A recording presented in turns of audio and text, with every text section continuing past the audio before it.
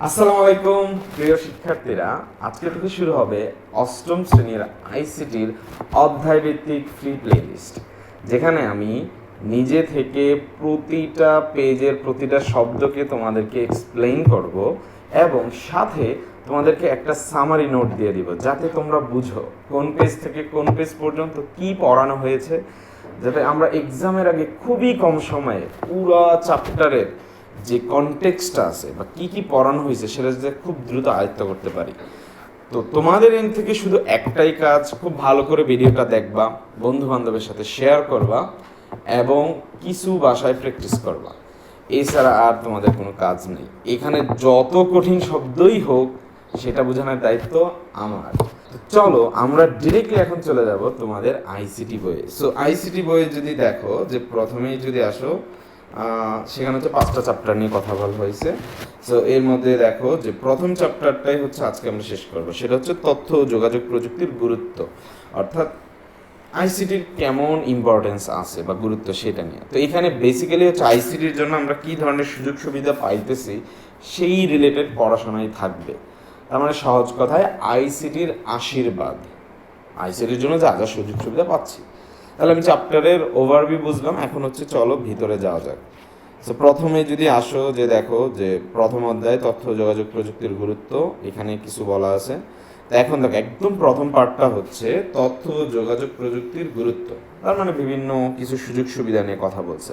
তো এখানে যেটা করা হয়েছে যে একটা ফ্যামিলিতে হচ্ছে তোমার হচ্ছে ফ্যামিলিতে কিছু ঘটনা হয়, সেই ঘটনা প্রবাহগুলো বলতে থাকে এবং তার মধ্যে থেকে কোথায় কোথায় ধরো প্রযুক্তি ব্যবহার হচ্ছে, আইসিটি ব্যবহার হচ্ছে, সেই জিনিসগুলো হচ্ছে পয়েন্ট আউট করা হয়েছে। যেমন ধরো এটা হচ্ছে নীলিমা ও নীলিমার মায়ের সঙ্গে ওদের দাদা দাদি থাকেন। তো সেখানে হচ্ছে নীলিমা মায়ের মোবাইল ফোনে টাকা পাঠাইছে। এই যে মোবাইল ফোনে টাকা আসছে, কী জন্য আসছে? মোবাইল থাকা লাগছে এবং ধরো অনলাইন ব্যাংকিং থাকছে। তো এটা আইসিটির একটা তোমার হচ্ছে সুযোগের কথা বলতেছে।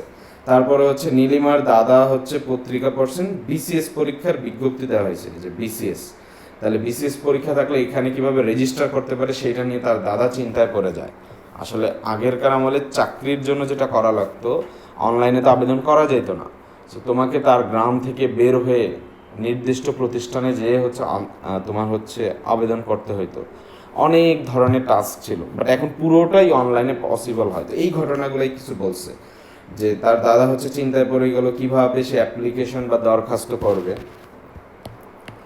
তারপরে হচ্ছে যে এই পার্টে কিছু বলা আছে যে আগে কত কষ্ট হইতো সেই জিনিসটা বুঝাইছে, যে তার দাদা হচ্ছে চাকরির জন্য হেঁটে হেঁটে নদীর ঘাটে গেছে, তারপর নৌকা করে কুড়িগ্রাম শহরে, তারপর সেখানে যে দরখাস্ত টাইপ করা, তারপর সেটি হচ্ছে চিঠির মাধ্যমে পাঠানো। অনেক কাজ এখন কি বাসায় বসে অনলাইনে হয়ে যায়।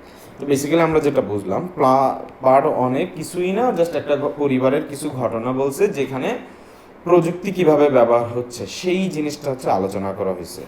সো এরপরে হচ্ছে যে নীলিমা তার দাদাকে এই কথা মনে করিয়ে দিয়েছে যে তাদের যখন প্রাথমিক শিক্ষা সমাপনী পরীক্ষার ফলাফল দেয়, যেটা আসলে ক্লাস 5 একটা বৃত্তি পরীক্ষা হইতো, যে সেইটাতে হচ্ছে যে পরীক্ষার ফলাফল আনার জন্য দাদাকে কুড়িগ্রাম শহরে যেতে হয়নি, মার মোবাইল ফোনে পরীক্ষার রেজাল্ট পাইছে। তার মানে এখানেও দেখো আইসিটির অবদান, যে তাকে হচ্ছে কোথাও যাওয়া লাগতেছে না, যেটা হচ্ছে আগে হচ্ছে রেজাল্টের জন্য প্রত্যেকে তার স্কুলে যায় হচ্ছে একটা নোটিশ টাঙাইতো, সেখান থেকে দেখা লাগতো।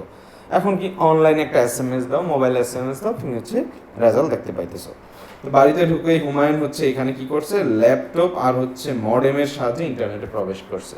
তো অনেকে হচ্ছে মডেমের সাথে নতুন পরিচিত হইতে পারো, বাট সমস্যা নেই, আমি একটু পর একটা ছবি দেখাবো, ওখান থেকে আমরা হচ্ছে ভালো করে বুঝতে পারবো যে ল্যাপটপের সাথে হচ্ছে দেখো যে গ্রাম বাংলাতে যারা থাকে তাদের ধরো এলাকায় হচ্ছে এখনো ওয়াইফাই চলে যায়নি। তো তারা তখন হচ্ছে একটা পোর্টেবল একটা হচ্ছে তোমার মডেম থাকে, যেটার ভিতরে তুমি চাইলে 10 জিবি 5 জিবি ইন্টারনেট ভরে রাখতে পারো।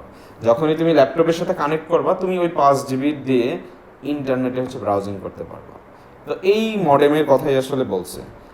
তো এইটাই হচ্ছে আমাদের প্রথম পার্টটুকু। তো এখন আমি যদি আমার এখানে যাই, দেখো এখানে খুব ক্লিয়ারলি পেজ 2 থেকে 3 পর্যন্ত আমরা কি কি পড়াইছি সেখানে আলোচনা করা হয়েছে। যেমন একটা পরিবারের ঘটনার বর্ণনা দেওয়া হয়েছে কিছুটুক, তারপরে হচ্ছে যে আইসিটির ব্যবহার নিয়ে কিছু বলছে এবং আগে কত কষ্ট হইতো সেই বর্ণনা করছে, এবং ল্যাপটপ ও মডেমের কথা বলছে, ইম্পর্টেন্ট। সো মডেম কি, এই যে দেখো, এই যেটা, এটা হচ্ছে একটা মডেম। সো এই মডেমে কিন্তু তুমি চাইলে, যেটা বললাম যে 4-5 জিবি বা 10 জিবির মতো ইন্টারনেট তুমি কি করতে পারো, টাকা দিয়ে হচ্ছে প্রবেশ করায় রাখতে পারো। বাট এখন হচ্ছে মডেমের পপুলারিটি একটু কমে আসছে, কারণ এখন প্রত্যেকের বাসায় হচ্ছে ওয়াইফাই হচ্ছে চলে গেছে। তা আমাদের পার্ট ওয়ান কিন্তু এতটুকু সিম্পল। ওকে।